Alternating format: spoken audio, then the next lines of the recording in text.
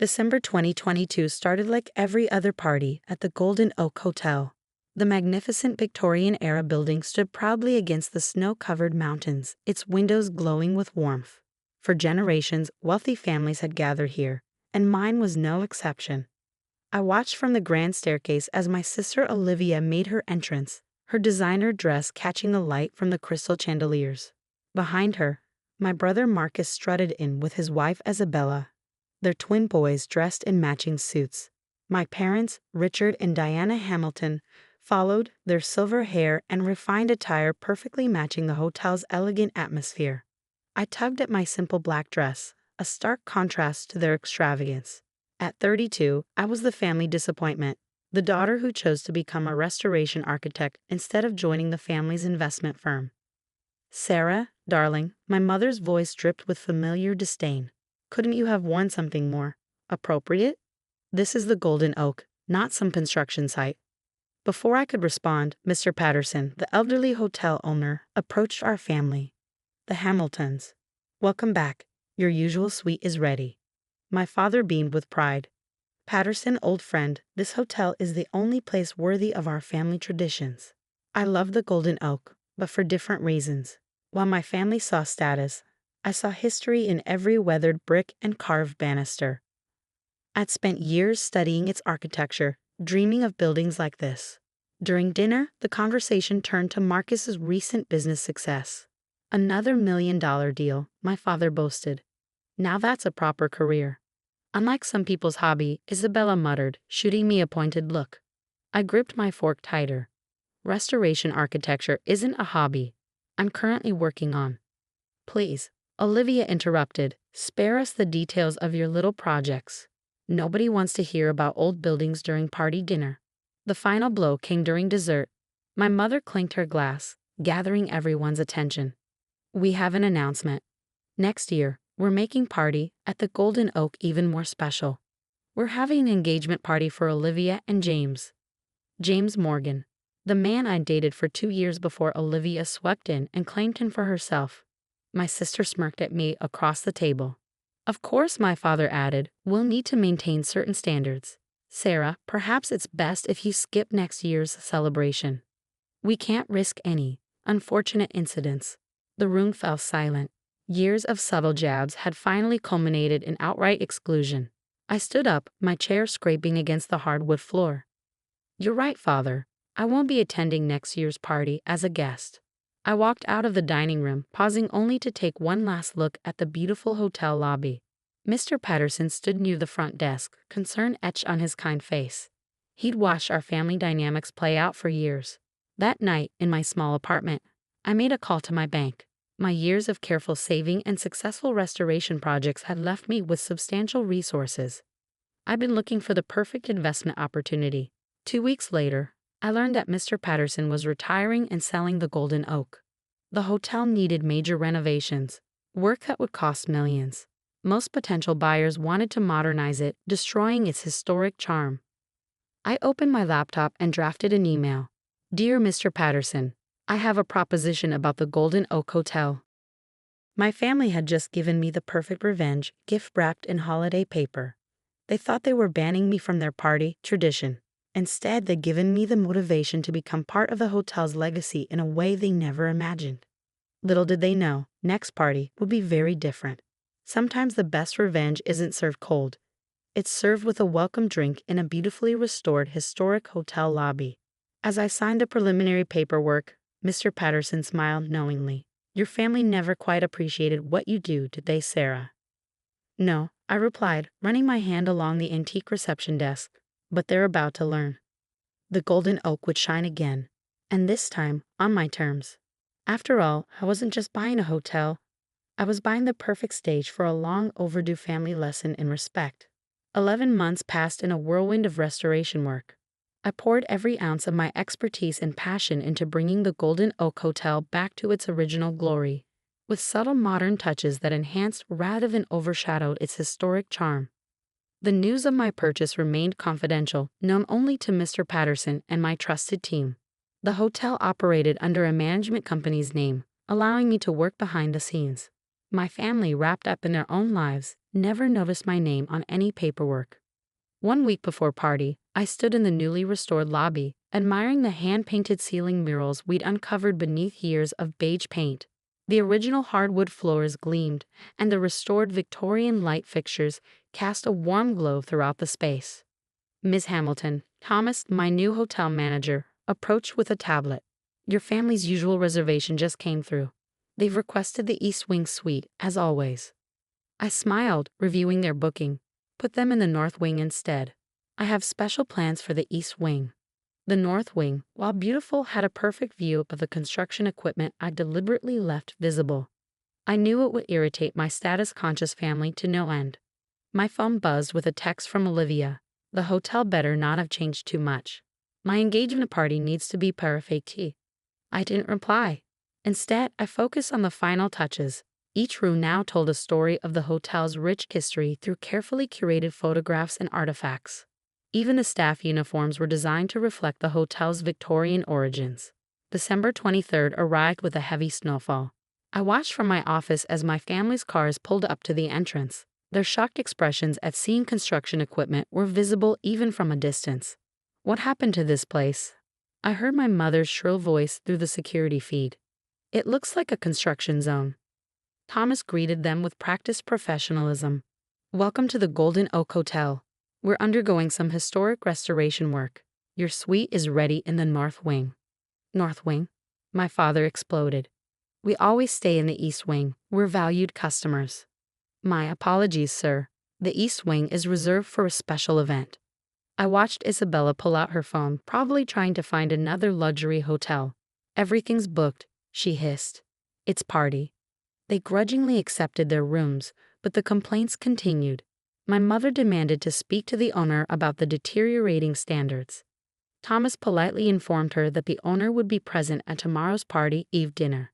That evening, I silently observed as they gathered in the renovated dining room. Despite their earlier complaints, they couldn't help but admire the restored Victorian details. At least they kept some of the old charm, Olivia conceded, running her hand along the original wainscoting we carefully restored. Did you see the historical displays? One of Marcus's twins asked excitedly. They showed how they built the hotel in 1887. Who cares about old pictures? Isabella snapped. We need to discuss moving the engagement party. This place isn't up to our standards anymore. I smiled, knowing tomorrow would change everything. The party eve dinner was always the hotel's grandest event, and this year would be no exception. That night, I walked the halls of my hotel, touching the walls that held so many memories. In the East Wing, I checked on my surprise. A detailed exhibition of the hotel's restoration process, including before and after photos and architectural plans. My name and credentials were prominently displayed as the lead architect and new owner. On party eve morning, I received an unexpected visit from Mr. Patterson. They have no idea what's coming, do they? He chuckled, looking dapper in his suit. Not a clue, I replied. Will you be joining us for dinner? Wouldn't miss it for the world. You've done amazing things here, Sarah. This place hasn't looked this good since my grandfather ran it. As evening approached, I dressed carefully in a deep green vintage-inspired gown that perfectly complemented the hotel's aesthetic. The staff was briefed, the dining room was decorated magnificently, and every detail was in place. From my office, I watched my family enter the dining room, their faces showing reluctant appreciation for the elegant holiday decorations. They took their usual table, the same one where they'd excluded me the year before. Ladies and gentlemen, Thomas announced to the packed dining room, please welcome the new owner of the Golden Oak Hotel, who will share some words about the recent restoration. I took a deep breath and opened my office door. Sometimes the best revenge isn't just about proving others wrong, it's about proving yourself right. The stage was set, the players were in position, and I was finally ready to show my family exactly what their embarrassment of a daughter had achieved. As I walked toward the dining room, the weight of the moment settled around me like a warm blanket. It was time to unwrap my party surprise. The dining room fell silent as I walked in. My heels clicked against the restored hardwood floors, each step echoing in the hushed space.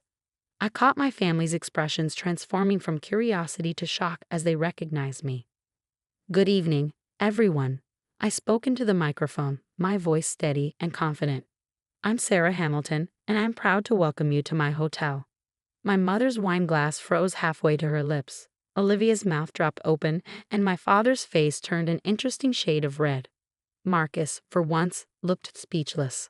As many of you know, the Golden Oak Hotel has been a cornerstone of holiday traditions for countless families. When I purchased it from my dear friend Mr. Patterson, I promised to preserve its legacy while breathing new life into its historic bones. I gestured to the surrounding restoration work. Every detail you see, from the restored crown molding to the recreated Victorian wallpaper, represents our commitment to honoring this building's heritage. Isabella whispered something to Olivia, who shook her head in disbelief. My father seemed to be calculating something in his head, probably trying to figure out how I could afford such a purchase. I invite you all to join me after dinner for a special exhibition in the East Wing, where you can explore the restoration process in detail. But first, let's enjoy our party Eve dinner. I took my seat at a small table with Mr. Patterson, deliberately positioned where my family could see us clearly. Throughout dinner, I caught them throwing glances my way, whispering among themselves. Finally, my father approached my table. Sarah, we need to talk. Privately. I smiled politely. Of course, father. Shall we view the exhibition? Leading my family to the East Wing, I watched their faces as they took in the detailed displays. Photos showed the careful restoration process, architectural plans bore my signature, and press clippings praised the preservation work. You did all this? Marcus asked, studying a before and after comparison.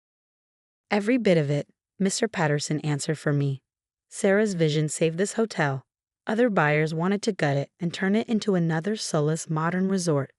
My mother touched a panel showing the financial investment involved. But how could you afford? Restoration architecture isn't just a hobby, Mother. I've been successful for years. You just never bothered to notice. Olivia stepped forward, her engagement ring catching the light. Is this why you're doing this? To get back at me about James? I laughed genuinely. Believe it or not, Olivia, not everything is about you. I bought this hotel because I love it. Watching your faces tonight was just a bonus. So what now? My father demanded. Are you throwing us out? Banning us like we banned you? I turned to face my family, standing tall in the hotel I poured my heart into. No, that's the difference between us. The Golden Oak welcomes everyone who respects its history and values. You're welcome to continue your traditions here, as paying guests, of course. Isabella scoffed. You expect us to just accept this. Accept it, leave, it's your choice. But know this, I'm not the failure you thought I was. I never was. My brother's twins tugged at my dress. Aunt Sarah, can you show us how you fixed the secret passage in the library?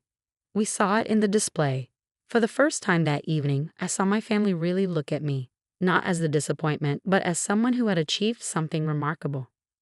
Sarah, my father said quietly, I was wrong. We were all wrong. Yes, you were, I agreed.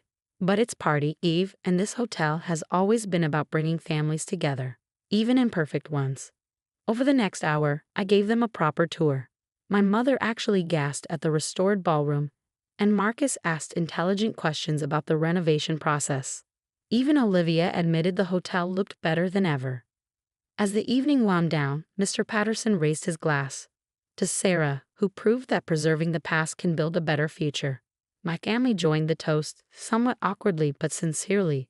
It wasn't a perfect reconciliation. Those take time, but it was a start. Later that night, after the guests had retired, I stood in the lobby looking at the party tree. Its lights reflected off the polished floors, creating a magical glow. Quite a party, surprise, Hamas commented, joining me. The best revenge isn't about getting even, I replied. It's about rising above and creating something beautiful. As snow fell outside the grand windows, I smiled, knowing that next year's party would be different. Not because of spite or revenge, but because sometimes the greatest gift is showing others that success comes in many forms. The Golden Oak Hotel would continue to host family celebrations, including mine. And every party, its walls would remind us that the best traditions are the ones that grow and change, just like the families who create them.